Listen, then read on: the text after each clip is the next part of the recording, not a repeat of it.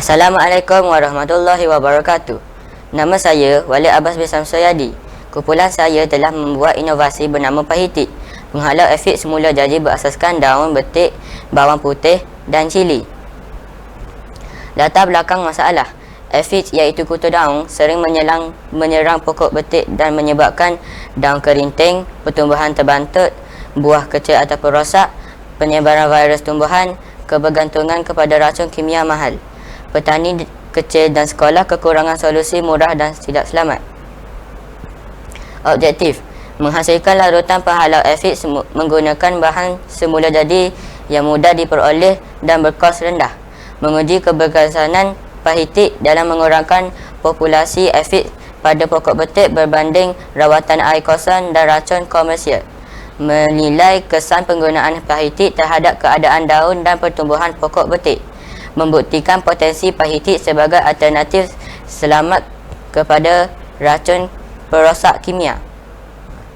Menggalakkan amalan pertanian lestari serta pembelajaran STEM melalui inovasi berdasarkan sumber tempatan. Penyelesaian melalui Pahitik.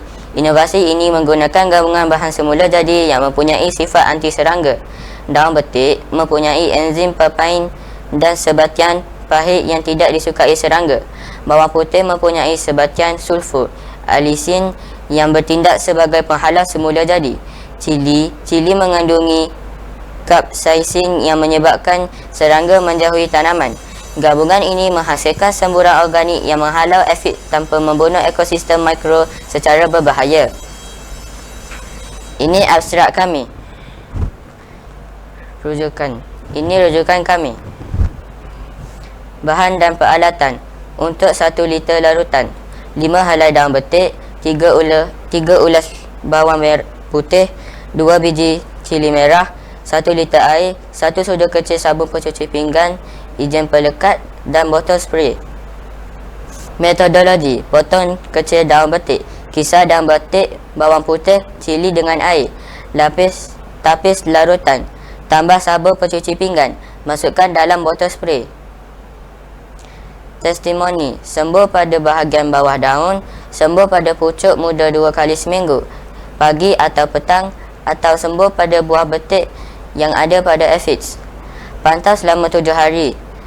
Pantau bilangan aphids, keadaan daun, kadar pertumbuhan, rekod dalam jadual dan graf.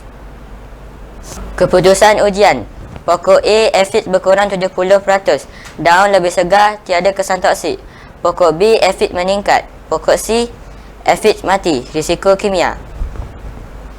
Keputusan dan perbincangan: menghasilkan semburan biopestisid semula jadi daripada daun betik papain bersifat toksik kepada serangga lembut. Bawang putih, antibakteria dan bau kuat. Cili, capsaicin, pedih kepada aphids. Gabungan ini menghasilkan kesan menghalau aphids, mengganggu sistem pemakanan aphids dan tidak memudaratkan manusia. Kelebihan inovasi: guna bahan tempatan, kos hampir RM0, selamat murid diguna, mudah dibuat di sekolah dan mesra alam. Impak inovasi: boleh dipasarkan sebagai semburan Pahitik botol 500 ml. Kesimpulan: projek Pahitik memberi pemahaman terhadap amalan pertanian lestari seperti IPM dan APB yang mengurangkan penggunaan racun kimia. Projek ini juga meningkatkan kesedaran tentang kepentingan menjaga alam sekitar serta menghasilkan tanaman yang lebih sihat, selamat dan berkualiti untuk jangka masa panjang. Sekian, terima kasih.